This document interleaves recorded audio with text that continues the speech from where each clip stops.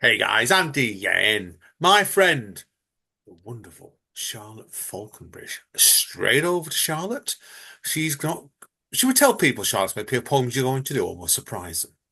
Oh, I don't know. What would you suggest? I Now, mean, make them. I hate surprises, but not everyone's like me. So I think we should surprise them, right? Be cruel, right? Cruel with quality, right? now I'm trying to think, God, what's the surprise supposed to be? What am I supposed to tell people? What is it? Six you're doing then, isn't it? I seem to recall. Um, Was it seven? Five. Yeah, I don't, five. I See, mean, I've got five on me, so it will Okay. be a surprise if I do six because that's a surprise to me anyway. So don't know. Okay, my friend, take it away. Give us your first poem. Yeah, first piece. So yeah, this is from my book. Well, they're all going to be from my new collection actually, called The Warring Twenties. And I'm sure I'll speak about it more in the other part of the podcast that we do. But it's very mental health focused. And but on my journey of mental health, I feel like this first poem that I'm going to read really sets the scene. And then I'll dive sort of back in the past after I've done this first one. And this is called Pigments of Peace. I've been counting down the moons to when my stars fall asleep. My rainbow turns blue. My rug, a hospital bed for floral amputees. Sometimes my eyelids stick like Velcro, their jaws primed for prey, lashes like the teeth of Venus flytraps, my own pair of horticultural terrorists. Brows that could slice off bottle tops, carved in apathy. No more honky-tonk twilights, trees clapping for joy. Leaves torn from branches like hands blown from limbs, veins scorched on by the sun crunching underfoot, twigs snap like premature arms. The butterflies have died, their fossils clump in my throat. Birds now sing the forgotten love songs that used to belong to the radios, since all the vital sign machines stole their tweets. And so the day begins, carrying the weight of a pain waiting to be suffered. So that's my first piece. Fantastic. I really like that. Now, it's interesting, really. I get so emotional reading it because I remember the moment where I was when I wrote it as well. So yeah, it brings back that snapshot I was in as well. I think a lot of good poetry is very snapshot based sometimes anyway, and it feels like that one straight away to me. Now, I'm not going to ask you a lot of questions about this first piece. I know it's a very personal piece. You just said that. All I want to know is Pigments of Peace. Mm. That's a very unusual title. Where did that come from? That came from, well, I think because my a part of my autistic brain is the way I see things. They're not just very colourful, but I think when there's a tarnish to that colour, it's really noticeable. So when there's a disturbance within my normal range of what I see, it's so noticeable. So if the sky is grey instead of blue, to me it just feels like it's nighttime all the time because of the way that my senses interpret what's going on. So I do describe the little things that bring me joy of these pigments of peace that I'm surrounding myself in. So when I'm stressed or anxious, I try and really focus on those things if I'm in an anxious situation. So if I'm outside the house, for example, I kind of go, oh, where are my pigments of peace that I can just kind of look at and really focus on? Um, and yeah, the days when I started losing those, um, yeah, I wanted to call it that because to show the contrast between kind of my safety that I look for on a day-to-day basis and when those things sort of disappear. Yeah, I hope that makes sense. It's very hard Yes. explaining like a neurodiverse mind because they're all different. So it's really hard trying to explain the way No, they all work individually. you bear in mind, like, I'm dyspraxic, so my brain thinks in weird ways sometimes as well. So I think, what makes sense for one person may not make sense for another person sometimes. It's a wonderful poem either way. So I really, really enjoyed that. So, right. My pet saying, guys, is nowadays, you've not heard me use this one yet, is less of me, more of you. So it's back to you for point number two. Okay.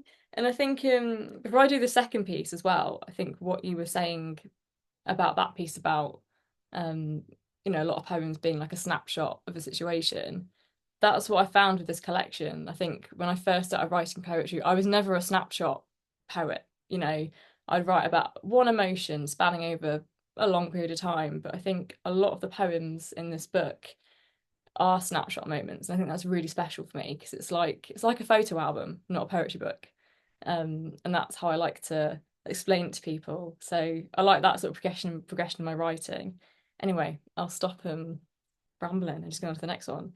So these next two pieces I've put together because the first one's about my dad, the second one's about my mum. And I think you'll see the contrast just in emotion and obviously story when we get on to talking about them afterwards and why I've sort of put them together. And in the collection as well, I've not just got my mental health sort of currently or the last 10 years. I kind of go through my childhood and what's led me to my breakdowns and my mental health difficulties. So this is the this is the second, well, the first official poem in the book, but the second you'll see when you read the book. But yeah, it's very early on because it's very sort of impactful, sort of core part of my life, really. And this is called Deep Field. At 8, I wish I didn't know what time the offie closed on a Sunday, or the sound of shutters rattling from the heckling of a holy ghost. I wish the last stop before home was fish and chips, the only time I enjoyed reading a newspaper, clutching headlines like teddy bears. But like a skeptic in a church, he said it's only fun when it hurts. And I think that's why he shaved his head before the chemo did. He taught me to always carry dice so I could play mother.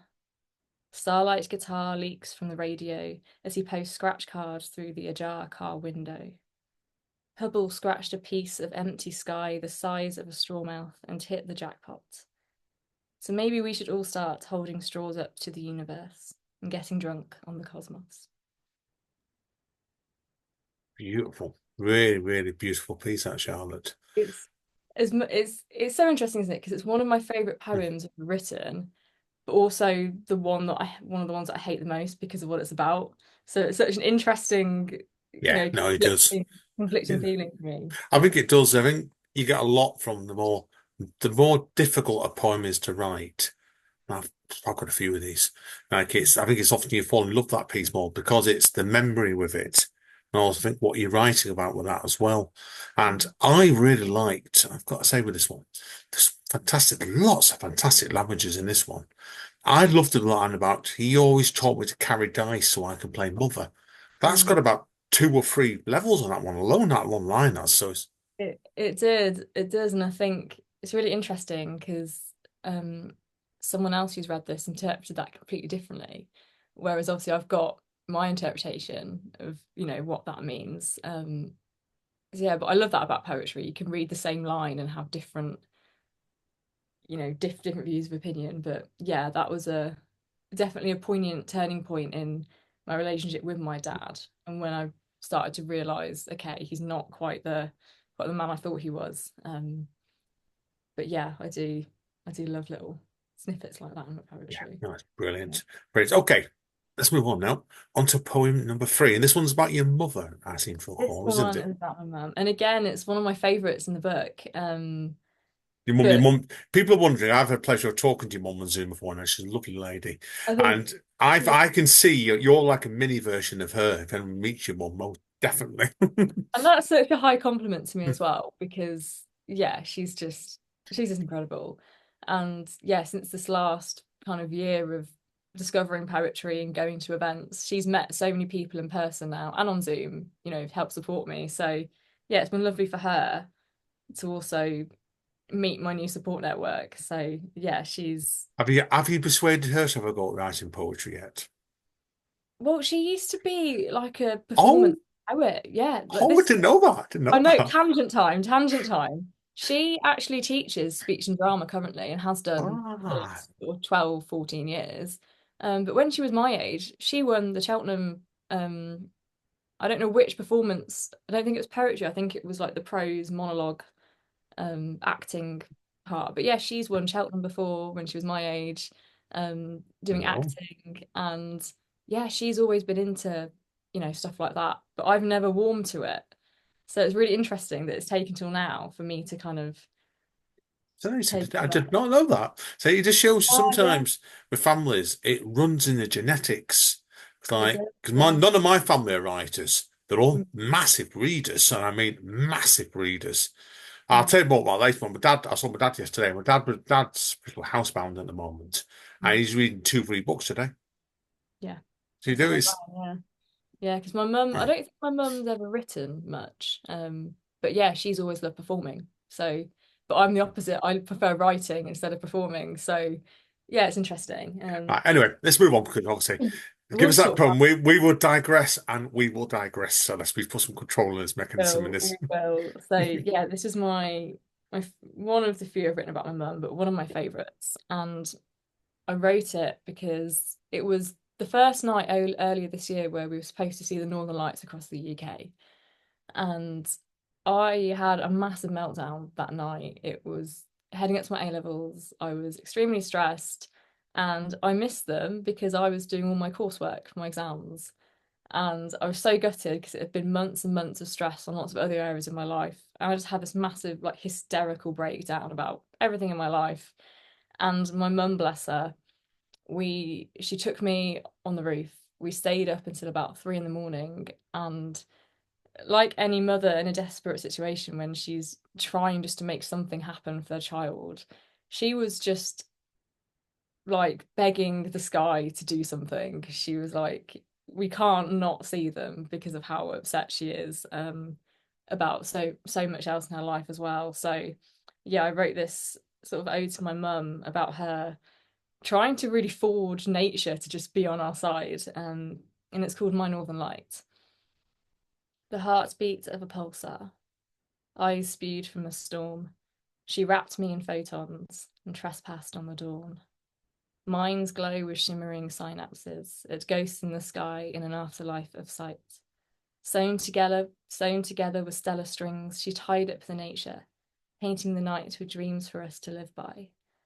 She rips time's fabric, ribbons of pink cut on the bias, tendrils of emerald hues. She danced to my blues, melting away the sky's bruise, spilling light into shadows she didn't create or choose. And it is a special piece for me as well because my mum's also a seamstress, so I wanted to use a lot of language surrounding that as well. Yeah, And I could see that. I liked the use in that this piece, and was all the on the last stanza, for example, all the uses of the S's on it. We got mm, spilling light into shadows, which is a lovely line. She mm, didn't create or choose, and I think sometimes if you use the repetition on a letter, one letter starting sort of number of words off in the stanza, if it's done right, and it is done right, it can really amplify the piece, I think. and I think as well, because when I think of the Northern Lights, I think of these kind of snaky shapes. Yeah, I So got that. I wanted to use a lot of like soft language and letters to kind of mirror that. So Yeah, I think it's a good choice of poem this one to do straight after Long Live Your Dad because it's the tone in it is different. mm, On the one on your dad, it's I don't know if you realised this. There was a lot of longer lines in that poem there was, and this one is much the lines are much more condensed and shorter. yeah, yeah, Mm. again, because they sit in the book on the same page spread.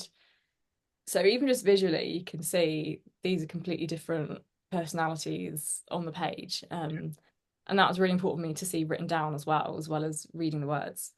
Yeah, it shows. It shows as well. People, I'm looking forward to seeing this book, as I said to you before. But it's the language in it. It's like it shows. And I'm not going to go to ask you questions about this because it's personal.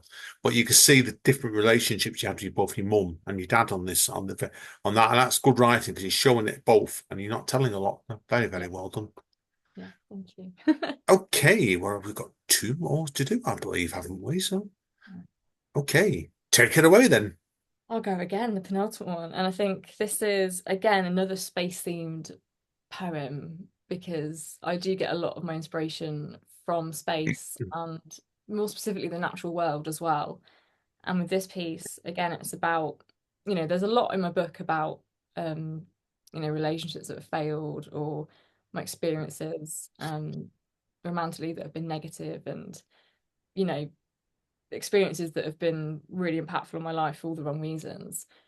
And I think I love using nature and space to describe these things because they're all unnatural to me as an autistic person. So it's using the natural world to describe things that I feel unnatural about. That's a massive tone for so many parts of the book. So this piece, again, one of my favourites, and it's called Dark Matter. We cannot see it, only feel its effects. Is it a force or a weakness in duress? The sun, like an orange to the middle-aged, burns your heart. We seek shade, shelter, attempt to fight the cloud cover and beg for dark. But this always was our favourite poison, the potent acid rain of Venus diluted with the lost rivers of Mars. We too left scars behind in our beds, a puckered map of regret, a split in the skin of the earth on the ground where we once sat. When eclipsing truths turn white lies black, love's shadow, its momentary silhouette, drapes over our world as if over a casket. We stood in different places on the very same spot and gazed at our past, where we ploughed crop circles in the carpet, the first time and the last. Wonderful, wonderful stuff. You know already, and people know when people and I love spacey stuff as well. That's part of the reason why probably we get on actually. We're both big geeks in the space world. That's why. But yeah, I love that. Really, no, it's really, really good piece. That. Couple of quick questions, Isk. I'm curious and things here.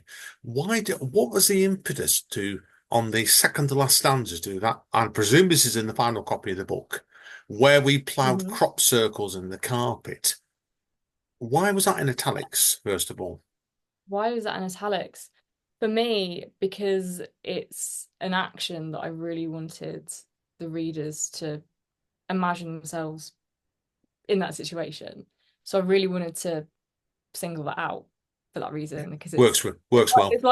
it's like the whole line is a verb for me. So I wanted to make it all not just one line, but almost like one word. So Yeah, works really well. And I did love the emphasis on three C's again, crop circles and the carpet. And again, the sound on that is actually crystal clear. Brilliant stuff.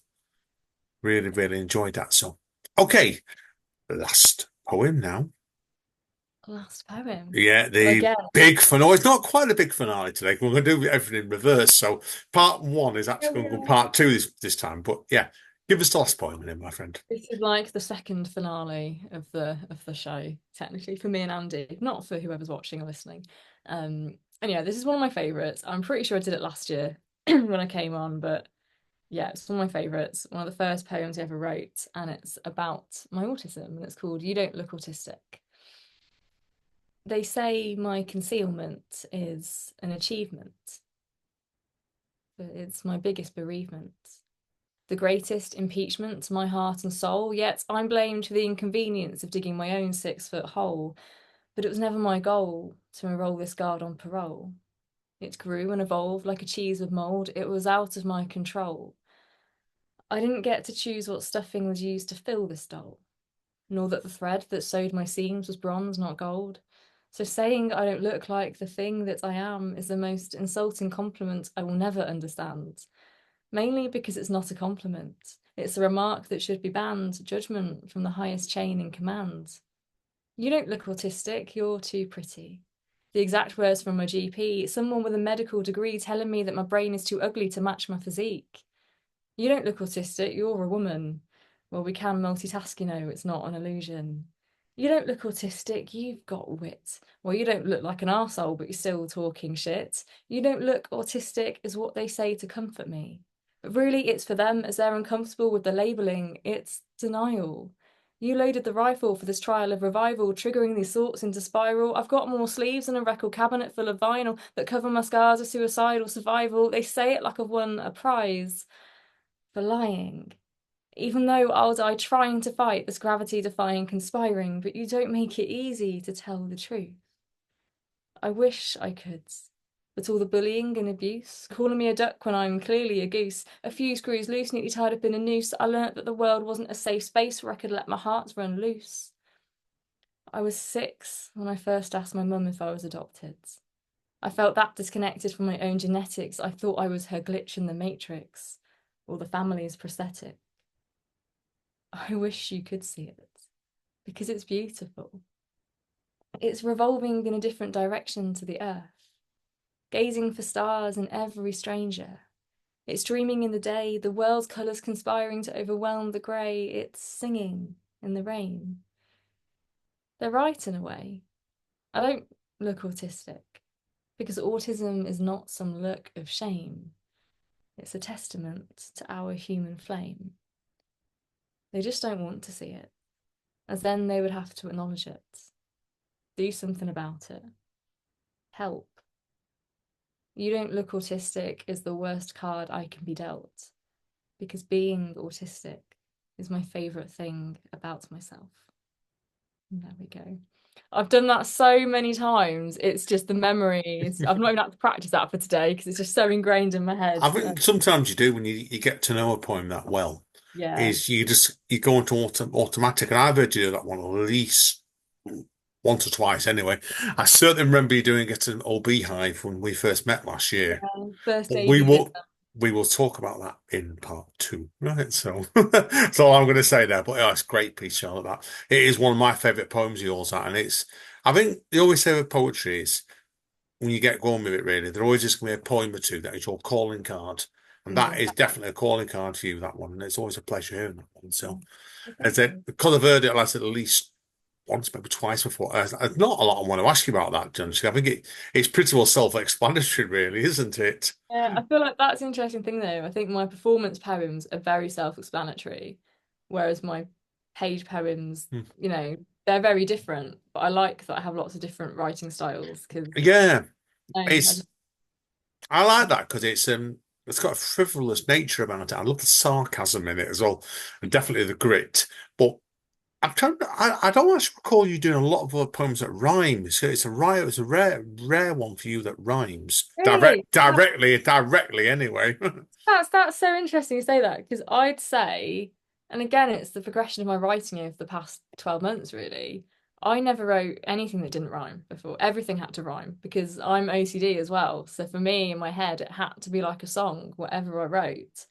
But now it's very rare that I write a poem that rhymes. But I think because that's one of my first poems that I ever wrote, that's why it rhymes so much. But yeah, I'd say now most of my stuff doesn't rhyme. So it's very interesting how my writing shifted with how I'm kind of learning poetry and the skill of that. So Yeah, we yeah, will talk about this further in part two. sorry, I swore stop. No, it's lovely. It's great always having you on here. Anyway, people, yeah, like I said, we're doing it because this is Charlotte. Things do not go in a straightforward line with Charlotte sometimes. I love her for that. We all do, right? So we will be back shortly when we will talk in some depth about this wonderful book. So see you all soon. Thank you, Charlotte. See you. Two shakes on the dice.